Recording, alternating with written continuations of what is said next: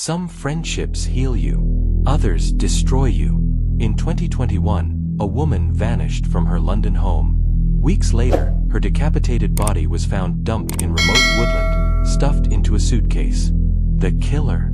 Her own friend, someone she trusted.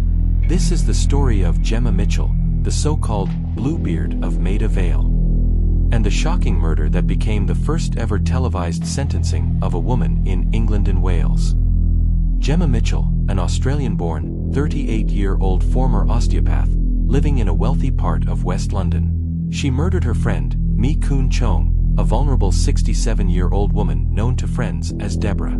The crime occurred in June 2021. Jemma killed Deborah in her home, decapitated her body, and carried the remains in a suitcase before abandoning them in a remote woodland in Devon. But what makes this case especially chilling isn't just the brutality, it's how Jemma carefully tried to cover her tracks, and how the justice system made history when she was sentenced. Mee Kuen Deborah Chong was well liked in her community.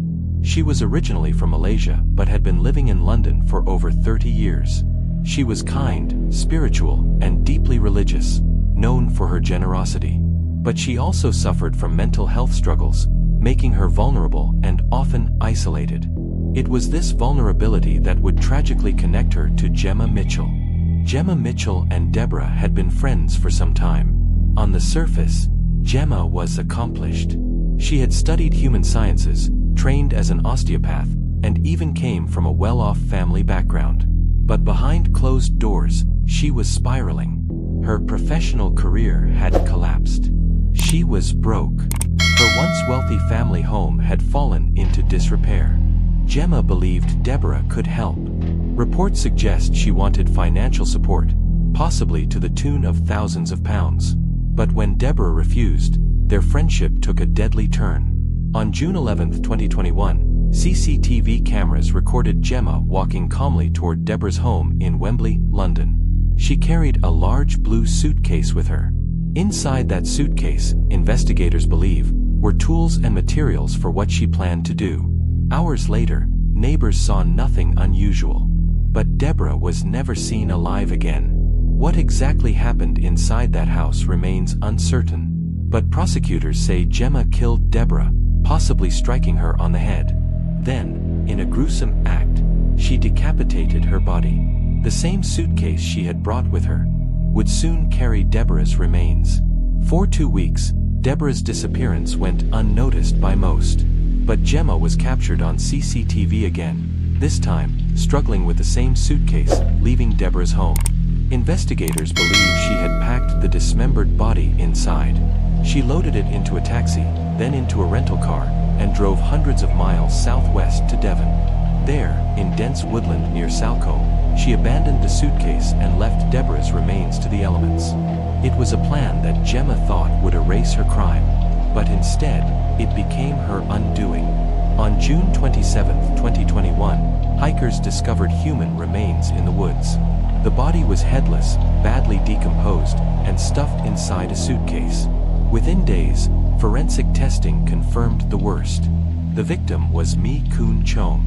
London police immediately traced her disappearance back to Jemma. And the trail of CCTV footage, Jemma calmly carrying that suitcase through the streets of London, sealed her fate. By 2022, Jemma Mitchell stood trial for murder. Prosecutors painted a chilling portrait. A woman obsessed with money, resentful of her friend's refusal to help her, who then plotted a cold, calculated killing. The jury heard how Jemma's background in human sciences meant she had a deep knowledge of anatomy, and how she used that knowledge in her gruesome attempt to dispose of Deborah's body. In October 2022, she was found guilty. But this wasn't just another murder trial. When the judge delivered Jemma's sentence, life in prison, with a minimum of 34 years, it was broadcast live to the nation. This was the first ever televised sentencing of a woman in England and Wales. The public watched as Jemma stood motionless in the dock, her face cold and unreadable, while the judge condemned her actions as callous and depraved. It was a moment of history, and one that cemented her case in the annals of British true crime. The Jemma Mitchell case shocked the UK because it shattered illusions of friendship and trust. It revealed how financial desperation and obsession could twist into violence. And it became a symbol of transparency and justice, with cameras bringing the courtroom into living rooms across Britain for the first time. But at its core, it remains a tragedy.